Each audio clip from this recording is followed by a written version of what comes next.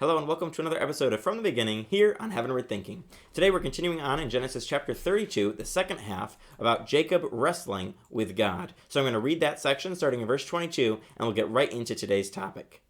That night, Jacob got up and took his 2 wives, his 2 female servants, and his 11 sons, and crossed the ford of the Jabbok. After he had sent them across the stream, he sent over all his possessions. So Jacob was left alone, and a man wrestled with him till daybreak. When the man saw that he could not overpower him, he touched the socket of Jacob's hip, so that his hip was wrenched as he wrestled with the man. Then the man said, "Let me go, for it is daybreak." But Jacob replied, "I will not let you go unless you bless me." The man asked him, "What is your name?" "Jacob," he answered. Then the man said, "Your name will no longer be Jacob, but Israel, because you have struggled with God and with humans and have overcome." Jacob said, "Please tell me your name." But he replied, "Why do you ask me my name?" Then he blessed him there. So Jacob called the place Peniel, saying, "It is because I saw God face to face, and yet my life was spared." The sun rose above him as he passed Peniel, and he was limping because of his hip.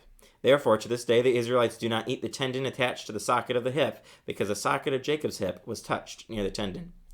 So in this incredible story, we get a sidetrack story from the story that we were talking about last week, and we're going to be talking about next week, where Jacob is going back to confront his brother Esau and to face his fears and his problems, and God is calling him back to his homeland. This week, we have this story wedged in between the story, and we see that it's an important one because Jacob is wrestling with God. Now, the identity of this mysterious person has long puzzled way smarter theologians than myself, and it's puzzled people because they come up with lots of different ideas of who this might be, this man that Jacob was wrestling with. Some people believe that it was God, some people believe that it was Jesus before he was incarnated, or some people believe that it was an angel of God representing God. Some people believe it was just a man. So there's lots of different theories here.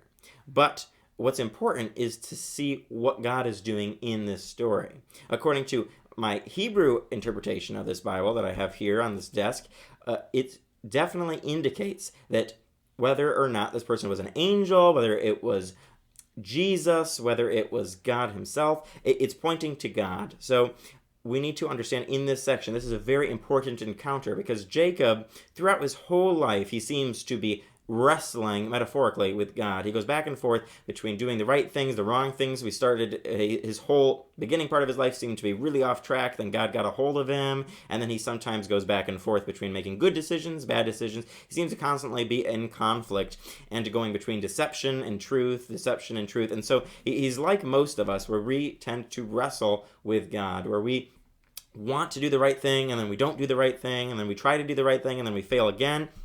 And we're constantly going back and forth, trying to figure out what God is calling us to do, trying to live it out, and yet failing daily. And that's the same thing Jacob's at. He's wrestled with God metaphorically for a long time, and now here is a real physical encounter where he has this wrestling match with God. And God changes his name from Jacob to Israel, saying, "Because you have struggled with God and with humans and have overcome." And so this is a awesome story where we see that Jacob's name is totally changed, indicating once again, as we've talked about for several weeks, the change, the constant continuing building up change in Jacob, who's now Israel. We've seen that he's gone from a deceptive person who made terrible choices to now God's trying to work on his heart, and he himself is trying to do the right things, trying to live according to the ways of God, trying to live like how his fathers and his ancestors would have wanted him to, living out the Abrahamic covenant that God had. And so he's trying to do the right thing, and we see that God is continuing to mold him, shape him, make him into the man of God he wants him to be. And in this section, we really get the emphasis placed on that, where we see that the culmination, if you will, of his journey, because God changes his name, changes who he is. He is a different person than he was when we first met him many chapters before, where he was making poor choices and where he was a really lost individual, just like each and every one of us before we are saved by Jesus Christ. We're lost individuals where we make poor choices. We might try to do right things, but we constantly are messing up. And yet God takes us along this path, our path of faith, where he increases our faith, where he builds us up in the ways that we should go, according to his word, according to Scripture, and he changes us.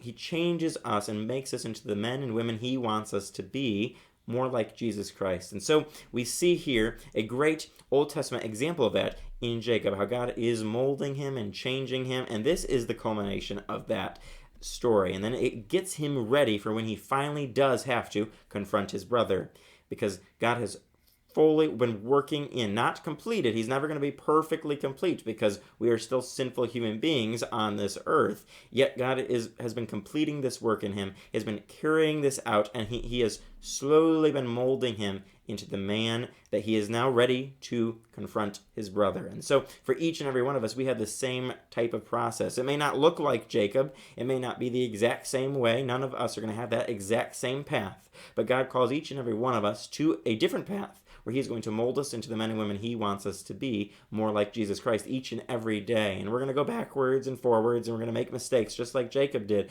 But God is going to call us to pursue him more faithfully each day. And hopefully we can be like Jacob, where we are able to have this moment where God has totally transformed our lives. And we can look back and see that we are not the same as we were when God first got a hold of our heart. And so I want to encourage you with that this week as we look at this story and see what is in this story.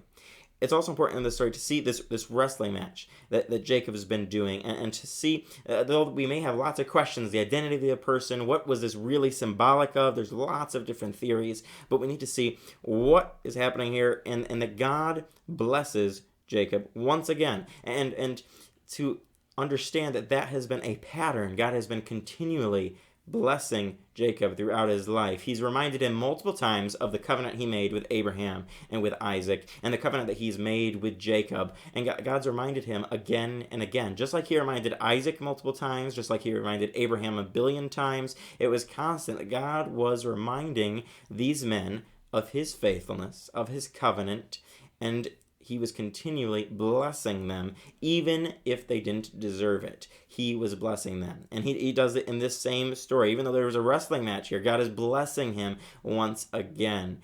And so it's amazing to see the blessing of God over the lives of those he's called to live according to his ways. And he does the same for each and every one of us. He blesses us in ways that we truly do not deserve. If we're truly honest, even in our worst moments, we're able to look and see how God has blessed us, how he's abundantly blessed us way more than we deserve, because we don't deserve any of it. And he continually does it, even though we continually fail him daily. So it's amazing to see these examples in the Old Testament of things that we see today in the 21st century. And we're able to apply these things to our lives. That's why we've been doing this show called From the Beginning, because we're trying to see all of Scripture from a truly scriptural, biblical perspective, and look at that and apply that to a 21st century perspective of daily living for heavenward thinking. And that's what we're doing here. And this story is a great way to do that, to look at this, see how we can find ourselves in this story, how we can see God in this story, how can we see examples of how to mold our lives after Jacob's pattern here, when he is becoming a different man, just like each and every one of us should be becoming different for the Lord. Not the same person we were when he first called us, but different, growing more and more like Jesus each and every day. So I'd encourage you to read this chapter, read over what we looked at last week, so that next week we can see how last week's story and this week's story is going to prepare us for next week's story, where we get to see the confrontation between Jacob and Esau. And so join us next time for another episode of From the Beginning here on Heavenward Thinking.